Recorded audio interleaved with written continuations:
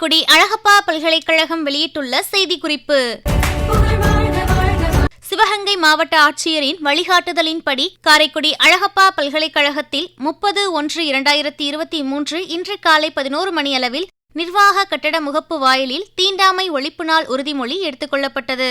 அழகப்பா பல்கலைக்கழக துணைவேந்தர் பேராசிரியர் க. ரவி அவர்கள் உறுதிமொழி எடுக்க, அவரைத் தொடர்ந்து ஆட்சிக்குழு உறுப்பினர் முனைவர் கே. குணசேகரன், தேர்வாணையர் பொறுப்பு பேராசிரியர் கண்ணபிரான், நிதி அலுவலர் ஆர். பாண்டியன், வளாக மேம்பாடு மற்றும் பராமரிப்பு பிரிவின் தனி அலுவலர் பேராசிரியர் பாலசுப்பிரமணியன் மற்றும் அதிகாரிகள், நிர்வாக அலுவலர்கள் ஆகியோர் தீண்டாமை ஒழிப்பு நாள் உறுதிமொழி எடுத்துக்கொண்டனர்.